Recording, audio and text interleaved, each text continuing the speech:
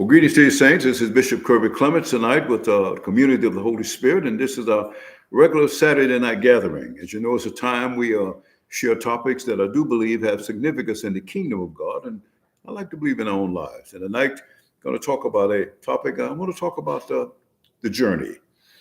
The journey. It's going to be very significant, I do believe. So, asking the Lord if He would speak through me, speak through us, and help us to hear and to say something that would honor Him and provoke us all to faith and obedience. So, the journey. I want to make a few critical statements to you. Number one, the dimensions of our life is dependent upon several things. The people that we include, the experiences that we go through, the ideas and the concepts and things of that nature that we either include or exclude. We can keep our life very narrow, very small. You need to understand that life is a journey. Life is a journey. Life fundamentally, or the experiences, as I said, that we go through. I've encouraged you many times to start writing a journal, if you will. I want to encourage you strongly to write a journal. And that's the events, the circumstances, the ideas, the concepts, and the people that's been in your life. I think it's important. You need to understand that we can sometimes be one idea, one experience, just one thought away from our destiny. And sometimes our challenge has been that we forget it. So I've really been big, as you know, these many months in talking to you about specific moments, specific events. And if you don't complain, trust me, your creative juices will operate. And so tonight, as I talk about the journey, because you need to understand that the journey is just as important as the destination. The destination is the ultimate place that we're trying to get to, because all of us have a need. We have a need for destiny.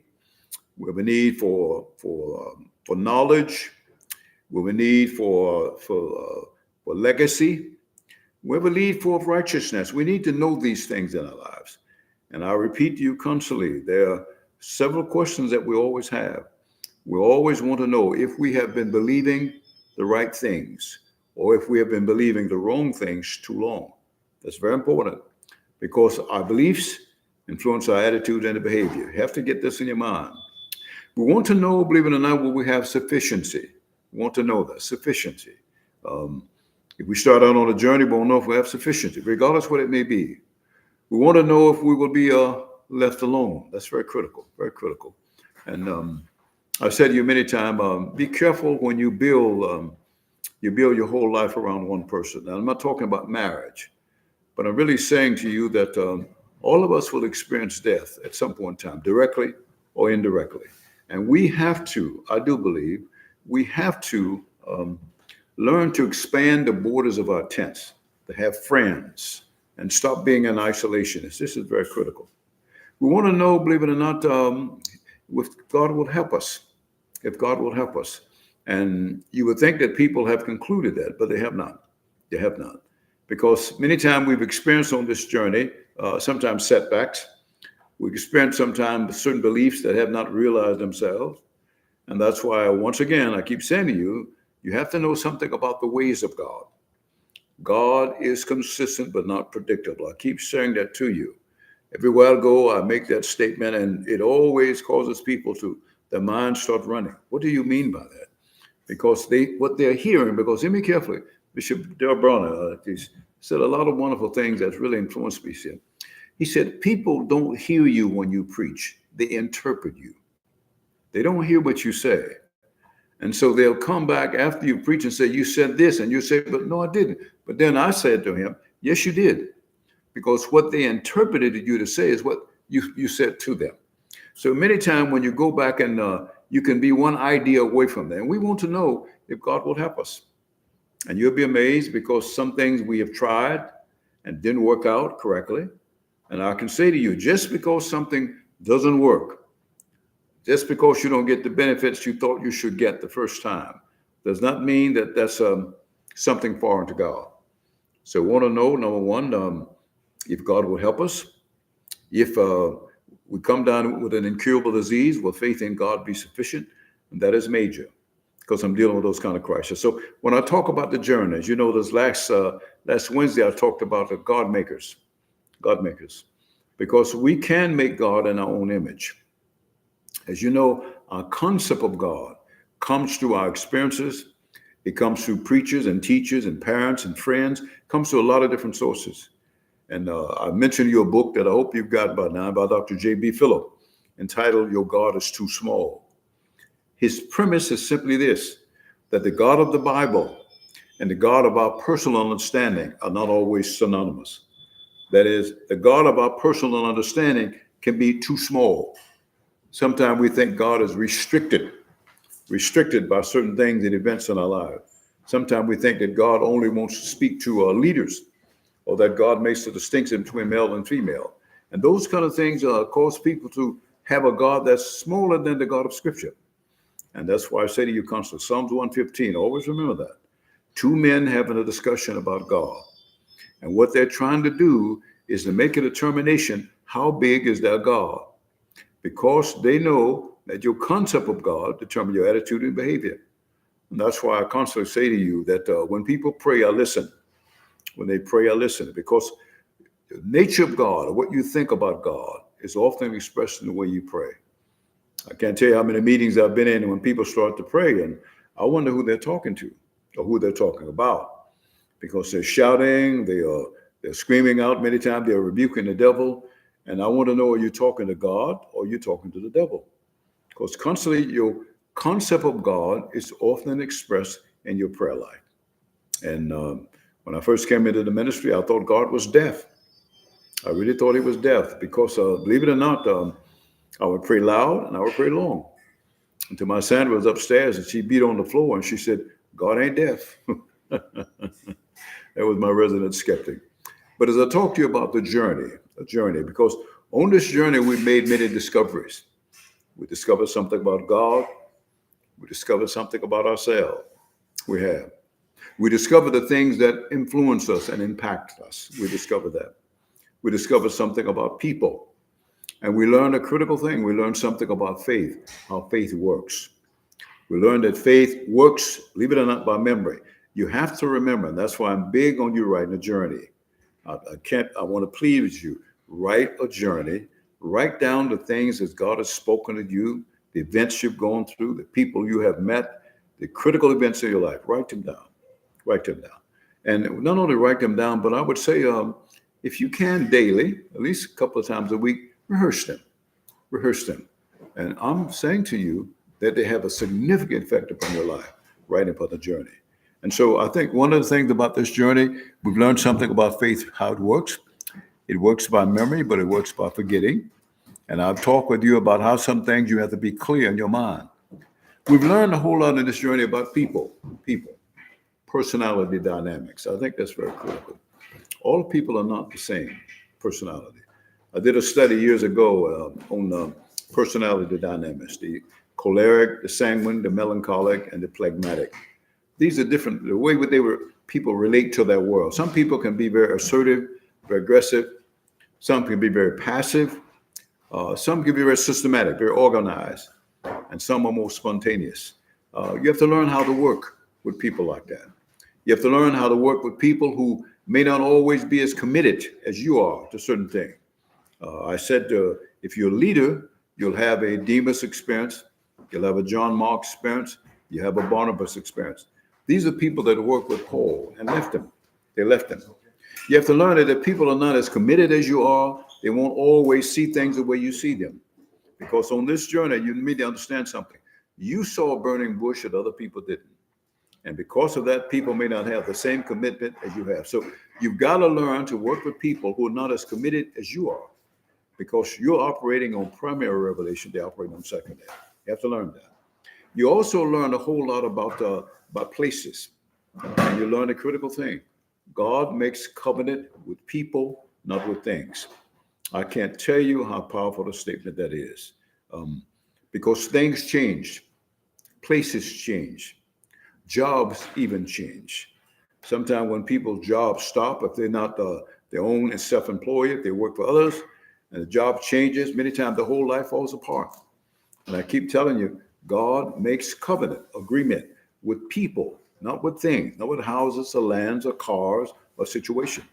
Because when those things change, and be careful, your life is covered with your remains. That's just very critical. I've gone back to communities, believe it or not, on a journey that no longer exist. I've gone to places. We've been a part of a cathedral of the Holy Spirit for over 30 some odd years. And now it's simply a building. And I came to the clear understanding that church is people, it's not place. It's quality of people, not quantity of people. Got to understand that. So now I've talked to people. I've talked about several of them today.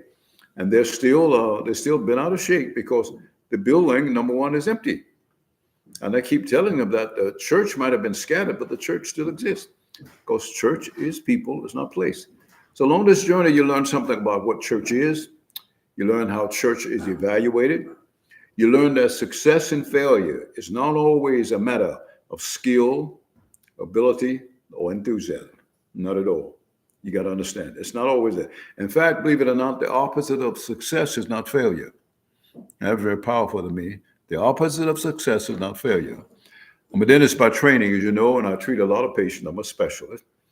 I was attending a large meeting, the Hinton Dental Association, and there were tens of thousands of dentists from around the world. It's probably one of the largest ones in the United States.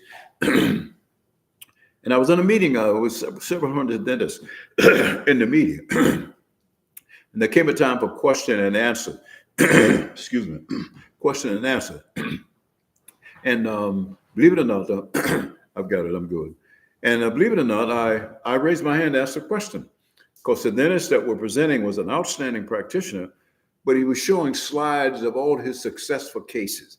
Beautiful teeth. People went from a smile that wasn't as beautiful, and he was showing what he had done to make them beautiful. Oh, it was just wonderful. And so I said to him, I said, can you show me some of your failures? And the place got hushed. He said, so you want to see my failure? I said, yeah, I want to see the cases that didn't go the way you thought they should have gone. And so he said, you want to see my failures? I said, well, I don't learn as much from your successes. I learned from the ones that didn't go the way you thought they should. Because see, I wanted to know, how did you fix that? And I came to an understanding. The opposite of success is not failure, it's experience. Now, if we don't get that clear, we start evaluating our life on this journey wrongly. And that's why you should never beat up on yourself because you make a mistake. We're not infallible. I can't tell you how many people, they're so negative. I was a closet perfectionist. I wanted to always be right. And as a dentist, you want me to be right too. You don't want me to treat the wrong tooth. But I was bent on the idea that I didn't want to make mistakes. I wanted to get it right. And I was my greatest critic. And I felt the Lord had to speak to me. The opposite of success is not failure, it's experience. When I first started moving in prophetic ministry, I was surrounded by people that were skilled prophets. Oh, they could prophesy because they'd done it for years. And I was a novice. And I remember when I first started to try to prophesy, I couldn't tap into the spirit. And I remember I would go home after one of the meetings so sad and so hard on myself. The Spirit of God told me, he said, believe it or not, he said, the opposite of success is not failure, it's experience. He said, time is a healer.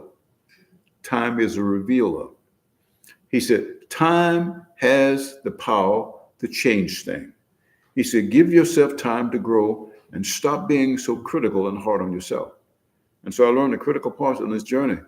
You have to learn to forgive yourself. You have to learn to forgive yourself and not allow the criticism of others to overwhelm you, overcome you. So talk about a journey, the things that happen along this road. We've learned something about places. And those of us that have been in ministry, we've learned something about God.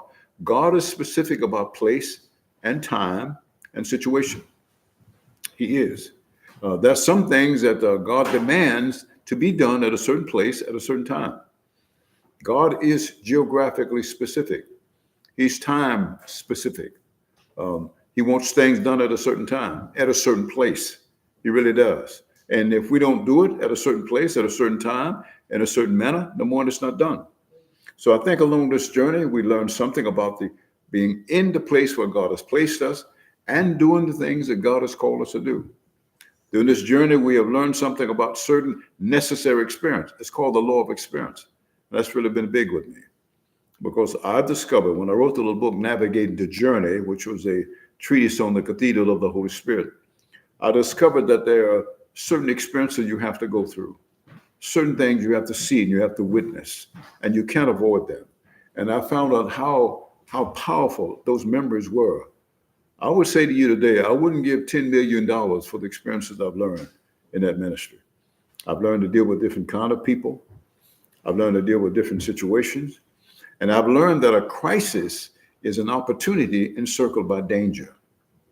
A crisis is an opportunity for you to discover something about God, about yourself, and about others. In essence, negative events have revelation. Sometimes you can be one thought, one idea away from a legacy. One thought, one idea away from the legacy. I never forget when that thought came to me so powerful. I was in Cameroon and I was preaching, and it was on the soccer field. And I said to the people, I said, now, sometimes you can be one thought, one idea from your legacy if you don't complain. One thought, one experience. You could sometimes be one person, one event away from the next or your destination if you don't complain. Because complaining compromises believing on creativity. I keep saying to you, when you complain, you focus more upon the problem than the solution. And I've proven this time and time again. And you have to train yourself to look at matters. That's why there's something called the law of perspective. I'll share this with you. Perspective is the picture that you paint of life. It's how you put things in their proper place. You cannot put things in the wrong place. You cannot categorize things wrongly. You have to. And I've talked to you many times about the law of, hear me, Cap, the law of experience. Something, we live between two worlds. Two worlds. We really do live between two worlds. And you have to understand that. We live between a world that's seen and a world that's not seen. And you got to make sure that you distinguish spiritual things from natural things, heavenly things from earthly things, temporary things from permanent things. You got to distinguish that, because if you're not, along this journey, you get stagnated, and you cannot allow no more the negativity in this world to totally paralyze you. I came early to understand two things about myself, and forgive my personalization here. One was that I was a perfectionist, and one was that I was a catastrophizer. I was making a molehill into a mountain. And when one thing would go wrong, I would magnify it in my mind. And I'll never forget, I was in a meeting once with some pastors, and they were talking about issues. And I told them about a dream I had. And it was during a major crisis. And in the dream, we were all deep in a tunnel underground. Never forget the dream. And it was very dark in the dream, and all the pastors were there. And they were all expressing the difficulties and crises and challenges they've gone through. And there was such anger and frustration there. And it was so terrible that they were wanting to almost set fire to the place. That's how, see, you understand, you can be in such emotional pain that it creates self-destructive behavior. Whenever people are not allowed to do what I believe God has called and destined them to do, it creates an emotional pain and a crisis. It's like a pain you can't touch. And I never forget that while I was having a dream, I looked up and I saw a light. And the light was leading to some stairwells that led out of the dungeon. And I started going toward the light, walking up, following the light, walking out. And never forget that one of the guys in there came up after me. He wanted to pull me back down. Got to be careful when people out of their negativity. Or let me say this. Don't allow the weaknesses of other people to control your emotional life. Don't allow the negativity. Sometimes people could be catastrophized. They can be negative. Sometimes people can never be sensitive to time or place or anything like that. And believe it or not, the negativity sometimes is because they never learn. You'll be amazed how much in our life, number one, is learned behavior. We were not born to do something. You have to learn to think. You have to learn to reason. You have to learn to do the things in life that are significant. You have to distinguish by learning the things that are important. And one of the persons tried to come up and pull me back down, but I kept walking until I came to the outside. And when the person came on the outside, he began to rejoice because, number one, he hadn't stayed down there. And the dream was so real that when I told the dream, the person that came up, that followed me out of the dungeon, he said that was the nature of him, the nature of him. If he was in a problem, if he was critical, he wanted to criticize others. And so I say to you on this journey, don't allow the weakness because they never learn sensitivity. Some people don't think. Some people have no clue as to what love is. The life is totally focused upon themselves. That's because they've never been taught. Never been taught. So along this journey, you learn something about your gifts and callings. Very critical. And by now, I think you understand what that is. I've asked you some questions that I think, number one, will help you. That is, what is it that you do well? What did you do?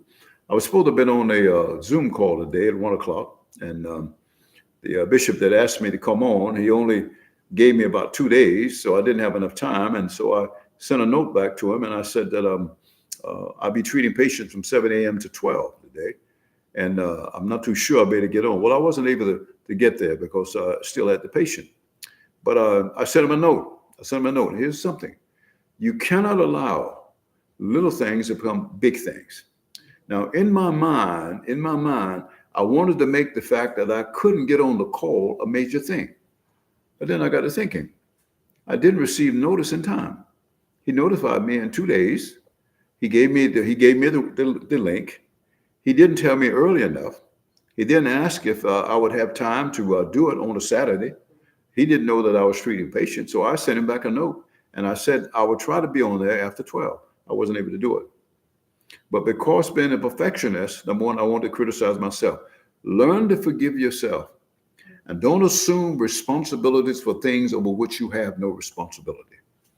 That was probably the most major thing that came to me during this journey. Learning how not to blame yourself for things that you didn't cause. And I can't tell you how much I'm dealing with that today in ministry. I'm dealing with that in my practice. And if you deal with people, they will blame you for things over which they had responsibility only. And many times they will blame you for things that, number one, is really their fault. Don't allow the weaknesses in people to control your regular life. Talk about a journey. A journey is a destination. On this journey, you learn something about miracles. I want to say to you that I'm strongly convinced in my heart we're living in times of the miraculous now, more than any other time. I think if there's ever been a time we should be mindful and watchful and anticipating divine involvement in human affairs. I've never seen it like I've seen it before. I mean, it's like supernatural. I'm getting reports from people. I'm talking about not just about physical healing. I'm talking about the transformation of events and circumstances in their lives, how doors are open and doors are closed. Remember now, a miracle is a cessation of something that's normal in the process of life. When something happens that you know there had to be a divine involvement in God. And I'm hearing reports that you just wouldn't believe. People are telling me, and I'm seeing them whenever I travel. I want you to anticipate. Remember what I said before you? Sometimes you can be one thought, one idea away from a legacy. One thought, one idea. If you can remember how faith works, there was a significant event in your life when God did something. You need to write it down.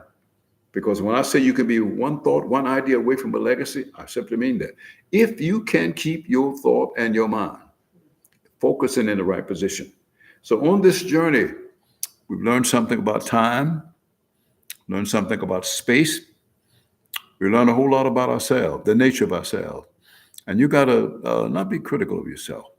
You have to learn, as I said before, to forgive yourself when you stumble, when you make a mistake. I guess one of the greatest revelations to me is that we're not infallible. Got to be that. And not be too quick to allow the, hear me carefully, unjust criticism is first cousin to envy and jealousy. Hope you remember that. When people along this journey try to criticize you unjustly, that's because either they can't do what you do, or they're trying to emulate what you do, or they're trying to control it. Unjust criticism, hear me carefully, envy and jealousy are first cousins. I almost want to say they were twins. That's probably might be too strong, but you got to remember that. And you got to learn another thing about being spontaneous. I was never a person that acted irrationally. I always felt I had to watch things. But when I came into the ministry, I received something called revelation. You got to write this down. It's a thought from God to you about you. Revelation, a thought from God to you about you. And one of the things I always felt I needed time to think things through. And the Lord said something to me critical. He said, the doors will be opened quickly. He said, now I want you to walk through them. Just like when Peter was called to go to Cornelius' house. You remember now? Some unknown visitors came when Peter was on the rooftop. And he said, 3 men downstairs are looking for you. Go with them, asking no question. And he went to Cornelius' house. And that's when he said, a door is opening quickly. And I've shared that with some others because I felt I needed to pass it on to them. And I was a little hesitant because, number one, I did not want to make mistakes. And I felt I needed to think through. You've got to learn to allow spontaneity to become a part of your life. Got to learn to do that. And that's not being irresponsible. That's not being illogical. I have to come back and tell you sometime that God doesn't give you all day to do some things. God is time specific. When he says today, he means today. When he says now, he means now. Believe it or not, of the 7 days in a week, some day is not one of them. You say, I do that someday. No, you do it today. You do it now. So on this journey, we learned a lot about ourselves. We learned a lot about God. We learned a lot about people, the nature and the character of people. And we learned something about anticipating challenges in life. Because I keep saying to you, I hope you remember this, faith does not insulate you from challenges in this life. You can have faith, you can have sickness, you can have challenges, you can have lacks. But the one thing that you'll always discover, faith in God never allows those issues to overcome you. Now that you've got to lock in together those concepts. So learn a lot about being spontaneous, learn a lot about anticipation, anticipate challenges. I didn't say failure, because I come back and say you once again, success in life is not always a matter of skill or ability or enthusiasm. I will come back and say to you many times, one thought from God, children, can open the door to a whole new different world. Just one creative idea from God. And you can sometimes be one idea, one creative thought away from your legacy. So I hope that you'll remember these things. I'm talking about the journey. The journey. It's something all of us go on. And it's our journey is always specific for us. The events, circumstances, and the people that we can let in our life and we can keep out. If you are a person that never is open to correction, if you never allow people to, as I say, be a resident skeptic, there's someone to say things to you that you don't want to hear when you need to hear them, I promise you will stumble and falter. Be open to the suggestion and the opinions of other people. I didn't say you have to always accept it, but be open to hear. Open to hear. As I said before, the dimensions of your world shrinks or it enlarges according to the ideas, the people, the experiences, the events you allow in or you keep out. And I can tell you this day, if you want your world to grow, be open to change. And you found out that we all form habits. We all form traditions. We all are traditionalists. The things we do, we've always done. Just because you've always done it doesn't mean that it's right. You got to accept that fact. We learn. You can learn the right way and learn the wrong way. In the book of Proverbs, there's a strong verse in that. It says that when your ways please the Lord, he calls your enemies to be at peace. And then there's another strong one. He said, there is a way that is right. Righteousness is right. May not be democratic, but it is right. There is a right way in God. There's a right way to do things. There is a way.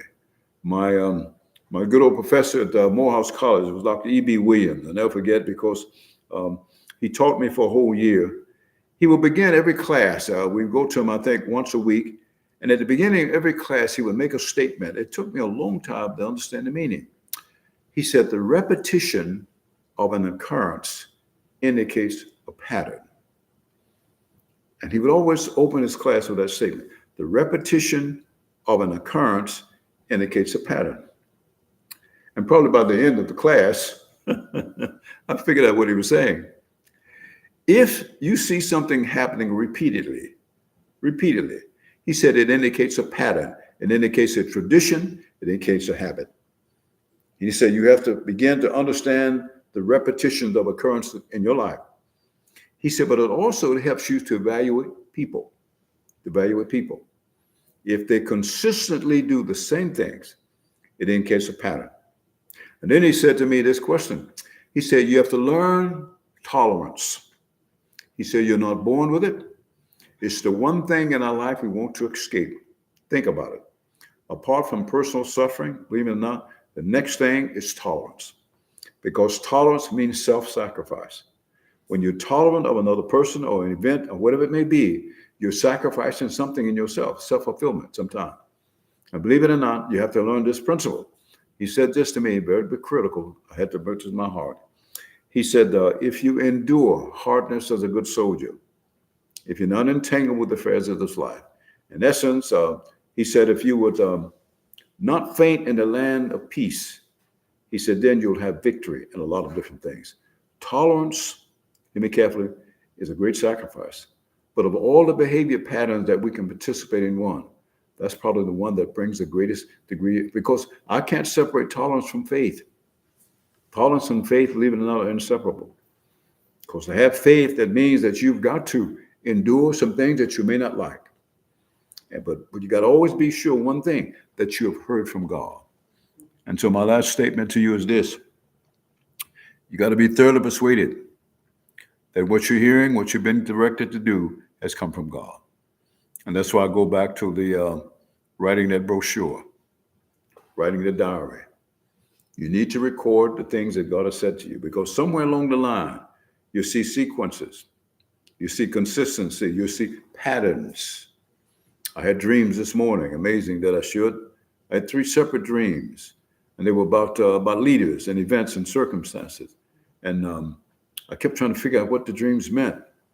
And I found out that I went back over many years of dreams, because I always used to write my dreams down. And I found that the dreams that I had this morning were connected to some dreams I had years ago. And that's where the understanding came. That's what I'm saying now. Write down what he said, what he's done, what he's revealed to you, whether it's to a word, a prophecy, an idea, whatever it may be, write it down. Because you'll find out along this journey, there are connecting links. Connecting links, children. And what we want to do is navigate through this life. And sometimes it's by connecting the links, joining the dots together, learning why the things that we do. And sometimes the things that we do now is not based on what we've just heard. It's because of a historical moment. Hope that you hear this thing. Talk about navigating. And that's what we're doing. And I wanted to give you some principles that hopefully will help you. Because our objective is to finish our course well. And my objective is to help you to do it. That's my objective. So Bishop Kirby Clements tonight with all the folk here, we send you greetings and thank you for all the responses that are coming up here tonight. We appreciate them. And Thanksgiving is coming up on us. We should be having a Thanksgiving, pre-Thanksgiving thing out on the 22nd. I think on 22nd. I think that's going to be on a Saturday. I think it will. And all you have to do is bring yourself. You can bring the turkey if you want to, but make sure he's not kicking. Okay. But we'll have food and all that for you. And it'll be a time of celebration and Thanksgiving and all. This year has gone very fast. And always mindful of the times. Be sensitive to people. Be sensitive to time. And be sensitive to events in your life. And learn to give God thanks. Give him thanks. Thanks for what he's done, what he said. Goes a long way. Sometimes you can be one Thanksgiving away from joy and happiness.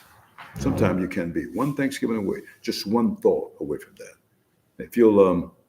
If you practice these things, I promise you, as my good old teacher Moore say, if you do it enough, it becomes repetition of an occurrence. It will become a pattern. Once it becomes a pattern, it becomes easier to do. I promise you. You'll find yourself doing it without even thinking. And you'll be amazed at change. Remember now, when they talk about dementia, and this is a proposition, I keep saying you, they're saying if you rehearse the things that God has said, the promises that he's made to you, he said the energy of your mind will influence your brain. Your brain is the physical thing. The mind is the thoughts, the ideas, the concepts, and beliefs. He said if you do that, it would affect your brain. Because remember now, toxic thoughts, toxic thinking, toxic memories affects your blood pressure. If it affects your blood pressure, it can affect your thinking. You can't remember. You can't think. But he said, now, if you rehearse and record and say the things that God has done, write them down, rehearse them. He said the energy of the mind will affect the brain. And he said, you'll find there's a shift, there's a kingdom. The scientists are saying that dementia can be avoided and reversed. And they're talking about doing other things like word puzzles and learning languages and things like that. I'm simply saying something that's free and that goes your dime. And that simply is to rehearse what he said, what he's done, be convinced that he said it. And I promise you, have anticipation. And you'll see something wonderful. Well, bless you and the Lord keep you. Drive carefully and safely. Rain is coming, weather's coming up on us here, as it always has. And we send our greetings to you all. God keep you all. Okay. Well, bless you, saints. Hope everybody's well.